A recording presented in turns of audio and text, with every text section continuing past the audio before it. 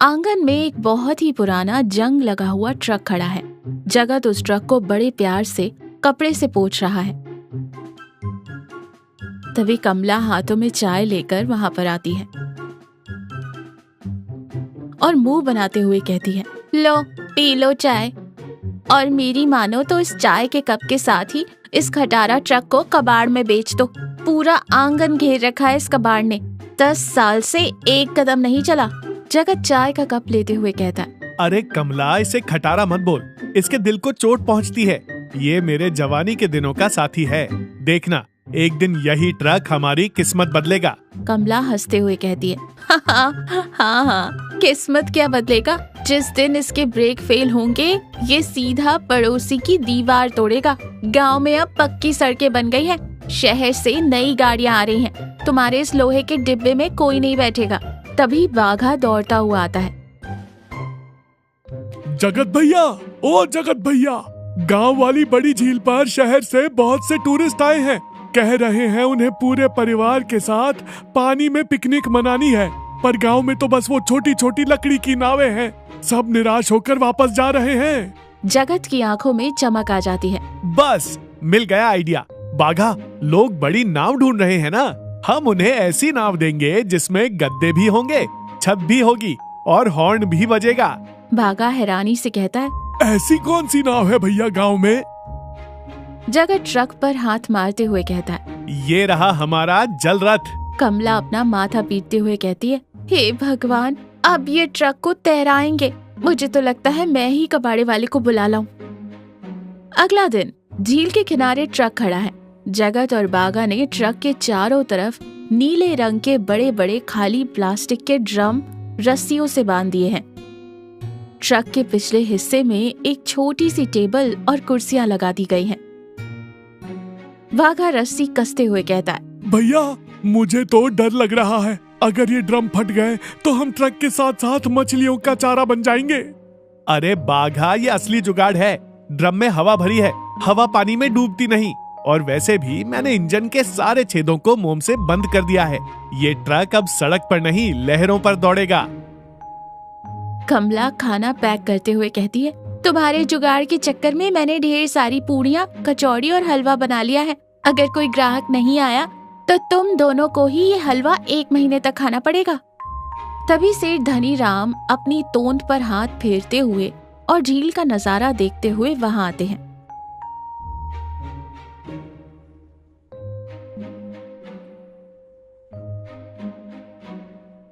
वाह, क्या हवा है, लेकिन कोई बड़ी नाव नहीं मिली। अरे ये क्या है, पानी के किनारे ट्रक क्यों खड़ा है?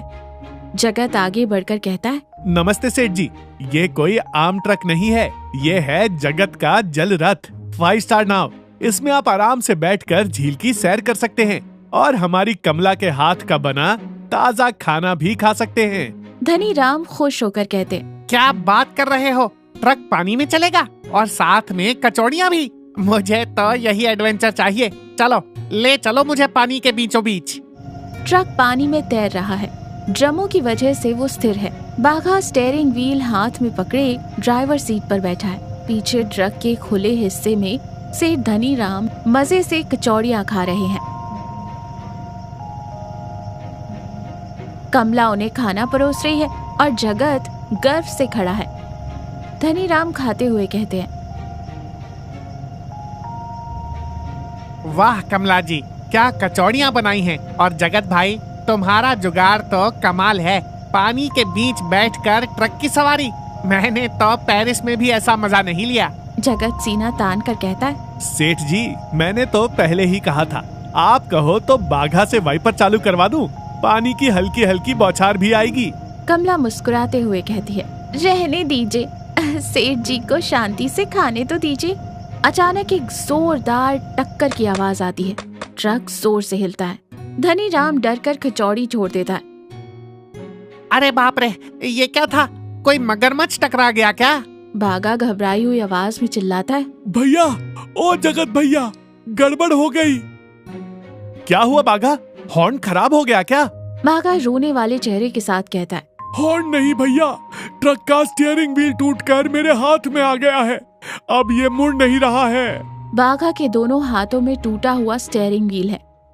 ट्रक अब गोल गोल घूमने लगता है और पानी के बहाव के साथ झील के दूसरे छोर की तरफ जाने लगता है, जहाँ बहुत सी कटीली झाड़ियां हैं। ट्रक लगातार गोल घूम रहा है।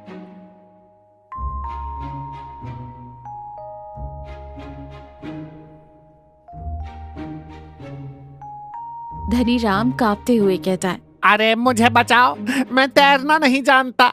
मैंने तो अभी हलवा भी पूरा नहीं खाया था। कमला जगत को घूरते हुए कहती है, आ गया मजा, कर ली जुगाड़।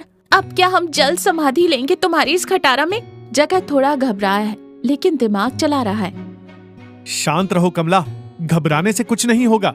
हमारा इंजन काम नहीं कर रहा तो क्या हुआ, हमारा दिमाग तो काम कर रहा है। भैया, दिमाग पानी में नहीं तैरता, हम झाड़ियों में घुसने वाले हैं। जगत आसपास देखता है। बाघा, वो जो ट्रक की छत बांधने वाले लंबे बांस रखे हैं, उन्हें निकाल। बाघा जल्दी से 2 लंबे मोटे बांस निकालता है। बाघा, एक बांस तू उस तरफ से पानी में डाल और एक मैं इस तरफ से डालता हूँ। आज हम इस ट्रक को नाव की तरह चप्पू चलाकर किनारे लगाएंगे। जगत और बाघा ट्रक के दोनों तरफ से लंबे बांस डालकर पूरी ताकत से पानी पीछे धकेलते हैं, जैसे नाव चलाते हैं।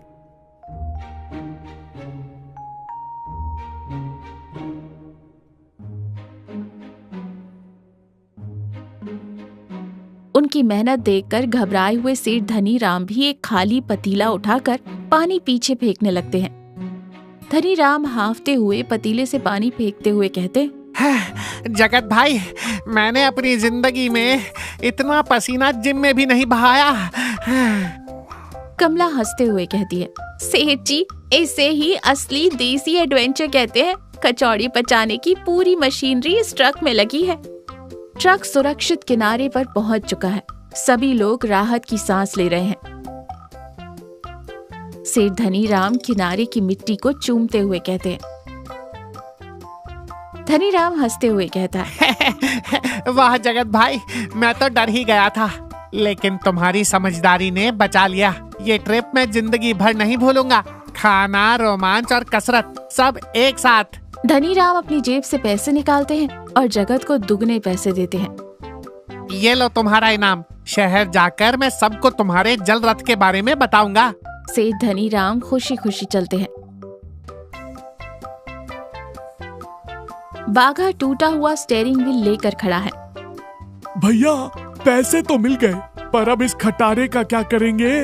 कमला मुस्कुराते हुए जगत के कंधे पर हाथ रखती है। अब इसे खटारा मत बोल बाघा, आज मुझे समझ आ गया कि चीजें पुरानी या कबाड़ नहीं होती, बस उन्हें देखने का नजरिया चाहिए। तुम्हारी इस जुगाड़ ने तो कमाल ही कर दिया।